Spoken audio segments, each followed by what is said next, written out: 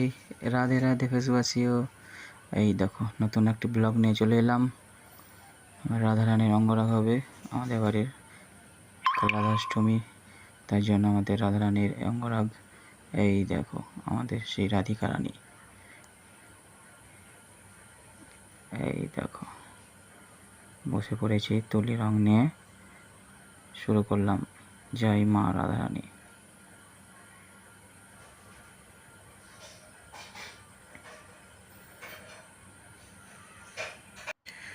জানি না, রং টং করা অনেক দিন ধরে হয়নি, ওই ক্লাস 8-এ ছেড়েছি।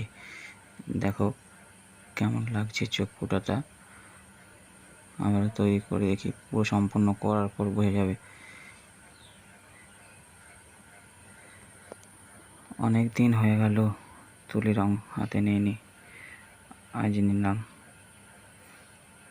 এই দেখো রং নিয়ে নিয়েছি, এই দেখো আবার হলুদ রং করে নেব। নিচের পাটটা হলুদ রং হবে, একদম হাঁটুর নিচ থেকে একদম হবে।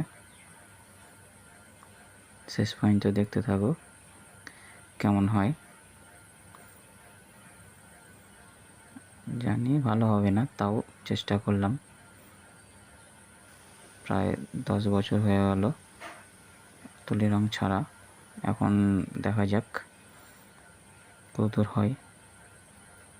তোমরা কমেন্ট করে বলবে কেমন হয়েছে না হয়েছে। আশা করছি মোটামুটি হয়েছে। দেখো এই দেখো কেমন হয়েছে, অর্ধেকটা হলো। এবার পায়ে আলতা করছি, নিচেরগুলা একটু অসুবিধা হয়, ছোট যেহেতু। এই দেখো রং দিয়ে করে দিলাম পায়ের আলতাগুলো।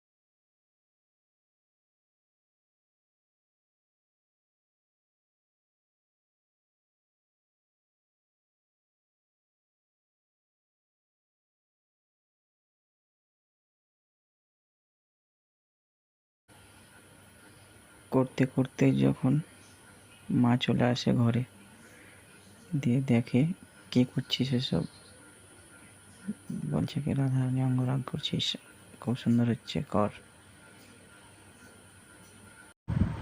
এগুলোই ভালো লাগে, মোটিভেশনগুলো।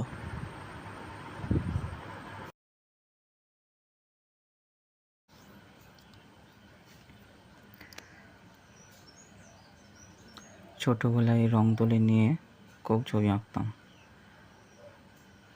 ভেবেছিলাম বড় আর্টিস্ট হব, এখন সব ভুলে গেছি। আর্টিস্ট আর হওয়া হলো না, সব ফুল স্টপ। সময়ের সাথে সাথে সব পাল্টাই, এটা ঠিক, কিন্তু পরিস্থিতি বাধ্য করে মানুষকে পাল্টাতে। এটা সবাইকে পাল্টাতে হয়, কারণ না চাইলেও পাল্টাতে হয়। প্রকৃতির অপরূপ খেলা, যে খেলায় সবাইকে হার মানতে হয়। যাই হোক, আমার অঙ্গরাগ করা শেষ। এর পরের ভিডিওতে রাধারানীর পোশাক নিয়ে ভিডিও নিয়ে আসবো। ভালো লাগলে কমেন্ট করো সবাই। রাধে রাধে।